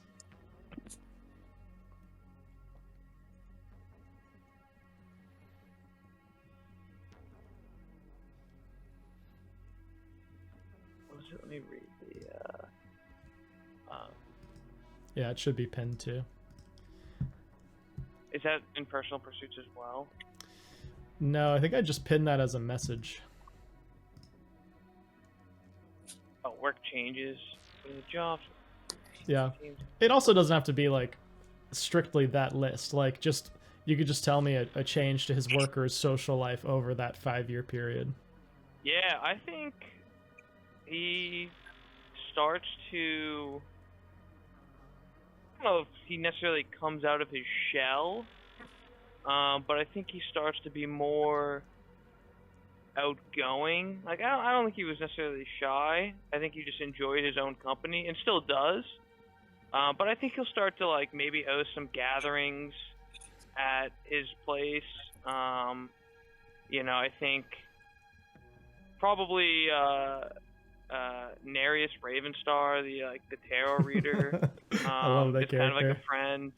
Yeah, like the occult form friend, and maybe some more friends like that, and loose friends that he has. I think that's like probably his closest friend. Like that's one of his bonds, so that would make sense. And then some other loose friends. I don't think he has anyone who's as close to him as the relationship he shared with Vigo. So I think he realizes that he's never going to have that relationship again, or no one can replace him. But if he wants to have something similar, he has to like work to develop the relationship. So I think he just whatever, could have a game night, playing video games, hanging out, watching, maybe they go to the movies, maybe they're hanging out in the park. But I think he definitely takes more of an effort to like invite him over to his place and just maybe they're watching a football game or he kind of develops like that social circle, not all the time, but much more than he was doing before. I love it. It's he's such a wholesome character. I feel like he's just becoming this like such a solid dude. He's still greasy though. He's still kind of greasy. He's still kind of greasy. That's awesome. All right. And I think lastly, we still need to cover what Kendra did during this time. Do you know what she'd like to do for a personal pursuit? Oh wait, there's another page of this. Give me 1 second. No worries.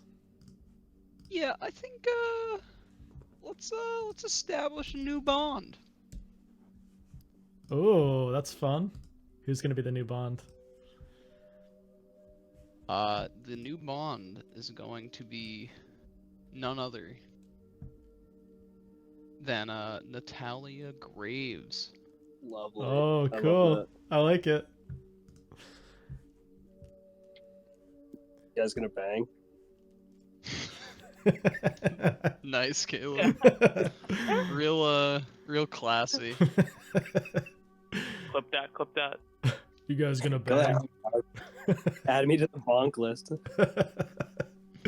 You're crazy. On a serious note, though, does she lean in or does she lean away and sort of like establish like boundaries with her?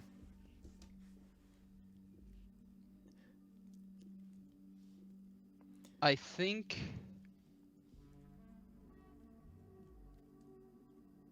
that I don't think that Kendra is really all that capable of being in a romantic relationship. Oh, that's interesting. Do you think they even got to that point? Do you think that like she was even interested in her, or do you think they were in a relationship and maybe it like ended because she was unavailable? Like where do you see that? Yeah, I think maybe at first Kendra might have like accepted the idea. But I think she discovered that there's just like this part of her that, and it doesn't she so like her obsession with Reagan Jones is not a romantic obsession. But I think that maybe she's just not. Yeah, I think by being in a relationship, she discovers that it's not really for her, and I think the idea here is to establish uh, establish Graves as like a really good friend that she can,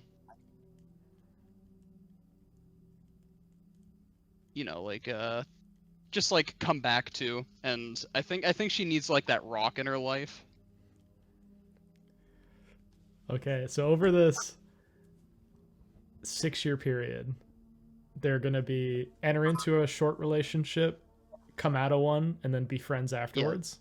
Get Okay. that awkward All right. awkward phase. No, I and love then, it. I love it. I'm gonna set a scene then because I kind of want to explore this.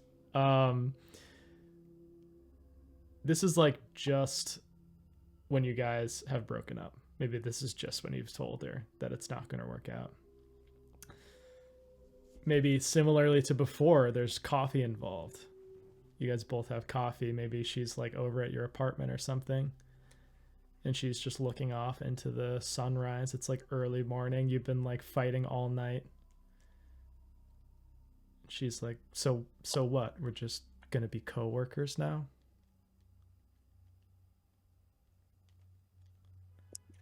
it's not like that. It's exactly fucking like that. I don't get your obsession with this guy who you met a couple times. I'm being honest here. A couple times.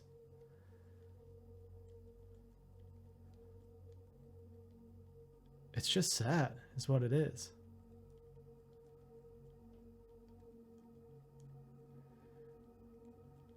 Okay, maybe it is sad, but I don't know, Nat. I just don't know anymore. I can't explain why, but I can't let it go. Now you're gonna give me the puppy dog treatment, huh? Look, you said what you need to say. I'm done, okay? I'm done. And we can be done as long as you want.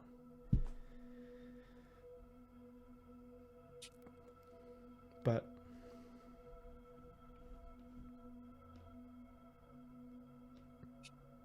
I don't know. I just need time to think. And she just like pours her coffee out off the side of your balcony, leaves it on your countertop.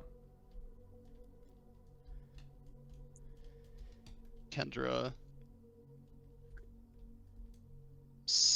just sits there at like a stool on the countertop, just like leaning on her elbows, like her hands folded over one another, just staring at the coffee cup. Who knows how long? In that state where you're thinking and your mind's going a million miles a minute. Could have been half hour, could have been several hours.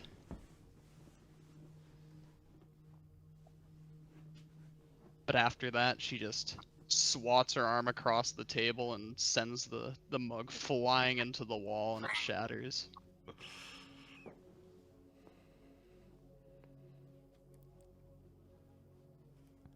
I love it. And yeah, we just see like little one-off scenes of you guys like interacting at work. At first, she just absolutely gives you the cold shoulder in every single interaction possible. Any email that she sends you about like NSA business is like a 1 or 2 word email, or there's no text in the body. It's just the attachment that you need to do your job. Until one day you're by the water cooler. You're talking to like some of the guys at NSA that you're getting a little bit chummy with at this point.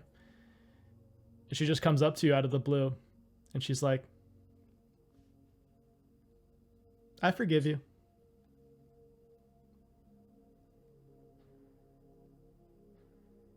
And Kendra sighs. Some of the guys start filtering off. Kendra sighs as if she's been holding her breath for like months at this point, because in a way she kind of has been. And she tears up a little bit. Fucking took you long enough. She gives you a hug and she's like, I get it now. You just need to get your shit together. That's all it is. And I'll be here for you.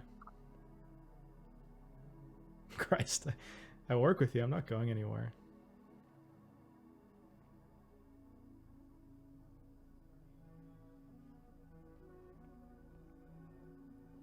Thank you, Nat. I think I really needed that. She just sort of like draws you close, just gives you some pats on your back. And you guys are now like went from a relationship to this like rock solid friendship afterwards. There's this like deeper understanding between you two that didn't exist before. And it's around 2008 that things start to change. That's the housing crisis, the financial downturn, the recession. So I'll have you just tell me briefly, if at all, the recession hits Kendra, or even hits Natalia to a certain extent, because they're so close.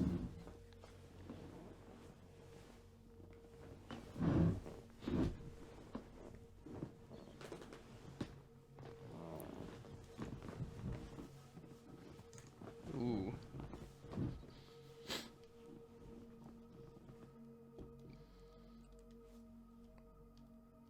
Oh wait, you know what? Prior to this, I gotta give you an opportunity. I'm gonna have you make a what is it? Computer science? Yeah.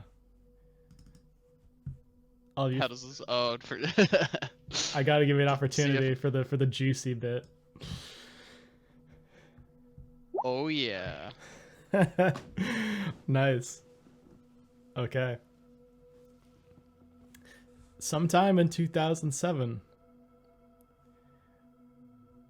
you and Natalia have a huge breakthrough in regards to Catch-22.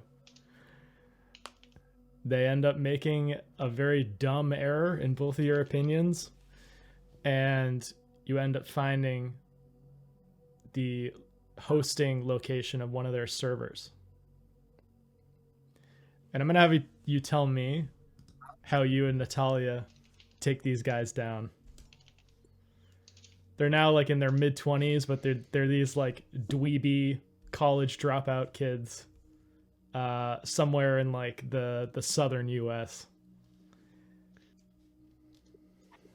Well, obviously, get like the whatever. I feel like this is like a What would this even be? Like, what law enforcement do we even like arrange for this? Yeah, It's the so FBI, funny enough. that would be great. All right, that's canon now. We're doing that. That'd be so cool. Well, Wait, what like, did Ryan say? It's are you FBI. actually asking? No, FBI, for, open up! well, for federal crimes, yeah, think of FBI as like the federal police. So Well, anything involves federal law. oh yeah, no, I was just looking deeper. I was thinking this could be an opportunity for her to meet Jack. That'd be so funny. Yeah. Well, here's how it's gonna go. Okay, she's gonna be like in like one of the correspondent like vans, because like she's like one of the workers on this case. She's not gonna be part of like the actual like bust, but she's gonna be like nearby, like near the site, like radioing in. Yeah, you and Natalia are collectively known as Working Group Diving Bell. And yeah, Well, how does it go down? So wait, what's this guy's name? Oh, you want his real name? Okay. Yeah, I wanna like figure out everything we know about him. And I want to figure out the specific guy who called me. Yeah, so you know the specific guy that called you is named Rory Vasquez.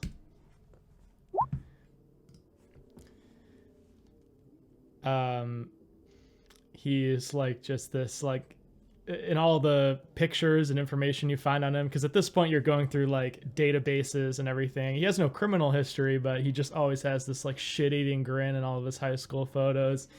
And you gather that together with his two high school friends, whose names are Nicholas Carter and Daniel Cook, they just were outcasts at their high school, and they just became this like really talented hacking group. But they just keep that like high school, almost middle school snark energy. They will torment people if they can. Okay. So here's how it's gonna go. I feel like we're in this van, probably let's say like the FBI like officer in charge is also here as well, like coordinating everything. And we just get this juicy moment right before the officer like calls everybody to like move in and arrest them. Rory gets a little buzz on his cell phone. He answers. He's like, yo. Rory? Is this Rory? Who is this? Rory Vasquez? You're fucked. You see, he parts the blinds. Like you see him part the blinds and look outside and see this FBI SWAT team that just boom busts down the door. All these guys come in. He tries to actually open up the window and jump out, but a guy like grabs him, like his pants are nearly falling down as he's pulling him back into the building. And this SWAT team has apprehended all three of them. They just were in this like shitty like podunk apartment. There's like different drug paraphernalia around and like old movie posters on the walls and just like old boxes and cartons of food. One of them is even in their underwear when they're arrested, and they're all just like seated down. And there's just this amazing moment of like Kendra and Natalia coming face to face with these guys who are like arrested. They're on their knees, handcuffed behind them. Did she say anything else, or did she just let them get carted off? No, I think they that's all they did to her. They told her fuck you, and then they took everything away from her. So that's what she just did. Took their lives away from them after saying fuck you. I love it. And we realized that this apartment is somewhere in like the New York area. We say like snow outside, and like maybe they were going to we'll say they were going to college up here. Maybe they're going to college at like Ithaca or something, or one of the upstate New York colleges, Cornell. And we see heading this joint task force, we see Jack Holloway in 2007. Let's go. So you guys get to meet. Perhaps even you like prepped this whole operation beforehand together, but like what is said in this moment as these guys are carted off, this mission successful?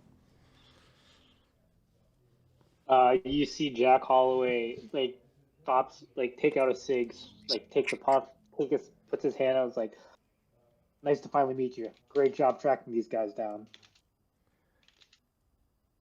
Little unprofessional. Whatever catches the bad guys, right? I guess so. That just had a long time coming. Seems a little personal. Did they get you somehow? Not too uncommon. It's kind of the reason why I got into this position in the first place, actually. These exact guys. Sorry, I'm still shaking. No, that must feel good.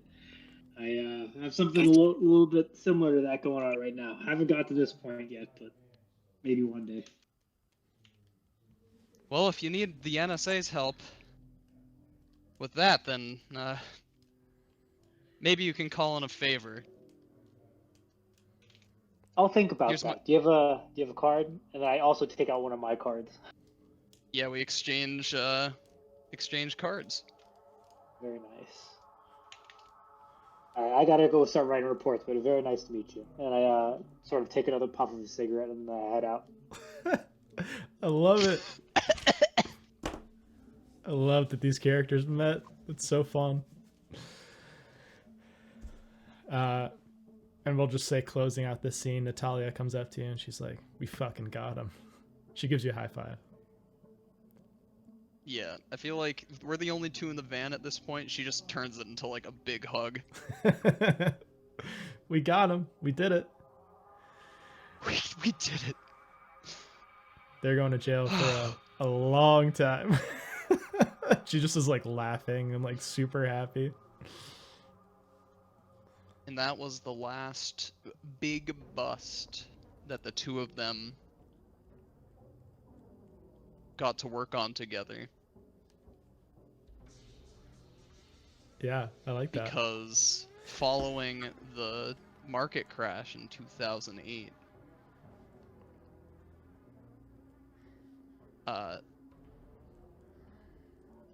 Natalia's family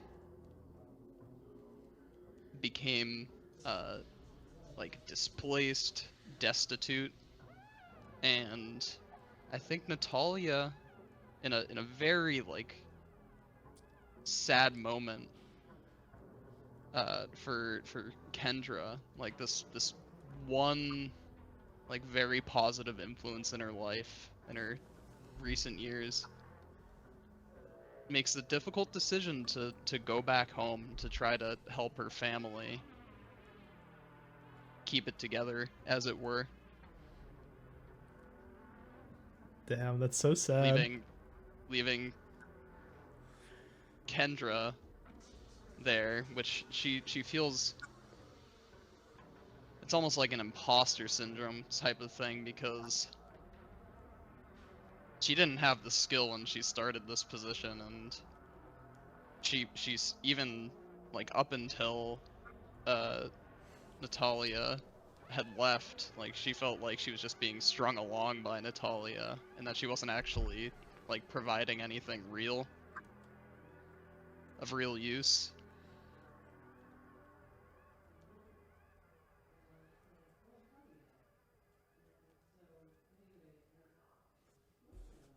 So yeah, a flame and then a friend, but they're gonna chat. They're lifelong friends now. It feels so realistic to me. Like I love it. I love like modern settings for that reason. Like it just feels like these are real people. And I'm gonna say it's at this point that Kendra is approached about a series of files. This is sort of like the new project that her NSA handlers are passing off to her, called the Lazarus Files.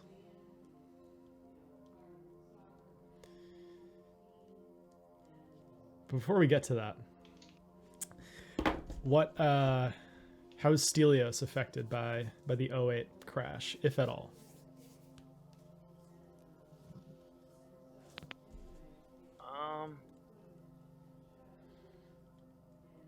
Well, I think he was still renting an apartment, but how would that, like,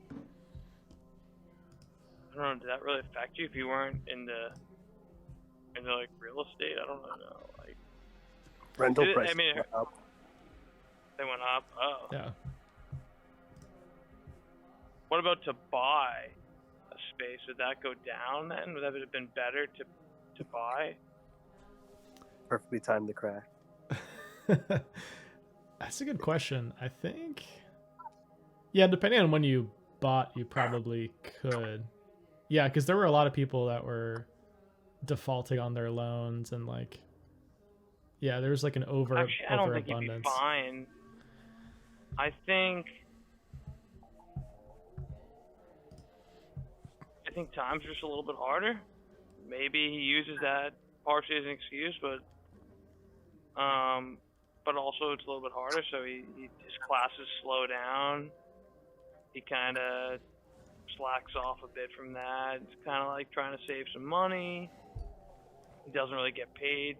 You know, he's kind of tired of his job. They don't really pay him enough. 7-Eleven. So it's a tough time. I think it's just like, you know, not the worst, but he feels it. Okay. And Jack Holloway. How does Jack fare if he's affected at all by this?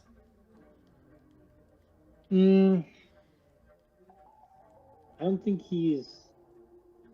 I mean, he's affected as everyone else is, and he's struggling financially, but he's not like laid off from his job. He's still managing. I think it gets harder for him, and so it's compounding on that fact that he can't get closer to figure out who or what actually killed Richard. So he just. Yeah. I would say he goes deeper down the rabbit hole, works more, like feels more despair, but yeah, he just keeps going. Okay. Yeah, I'm excited Maybe to. I would say he goes to a support group as well. Maybe he goes to like Alcoholics Anonymous or something if it gets real bad, or when it gets real bad. Oh, I like that. Yeah, maybe we'll explore that in phase 3, the final phase before we get to our operation here. That's awesome. And how is Harold affected, if he is at all, by the crash? I mean, people stopped being able to afford their pets in some scenarios, so the stray dog count went way up. Oh damn, I didn't even think of that. Yeah, true. They probably reached capacity, I'd guess. And I think he'd have to face actually turning away a dog for the first time. Brutal. Yeah. I don't think he has like the financial ability probably to expand or anything. So, I think like fortunately for him, he's one half of a dink, dual income, no kids. So Hell they're yeah. doing okay in that capacity. How close is Harold to collecting like his military pension? Oh, good question. I don't actually know. Let me look this up. Because he was 53 before. It's been what, 20 years? So he's like in his 70s now. Yeah, so he could have started at age 60. So 7 years. So 2002 is when he started collecting. Dope. He's Yeah, getting I'd say old. He's getting old, man. That would help This is save off crazy. a lot of the financial burden, I think. And I know there's special loans you can get to buy property if you're in the military. So I think True. he'd probably be okay from a financial perspective. But yeah, it's definitely overrun with animals, and it's taking up a lot of his time, and he's definitely getting older at this point. So I think like soon enough, he's not really going to be able to do the majority of the work that he does now. So he's going to have to like hire like a full time. Like he has a lot of volunteers that come in just because people like dogs, but he's going to have to hire somebody like full time to basically like take over, like almost like groom a successor, if you will. True. Yeah, we can explore that next phase too. Sweet.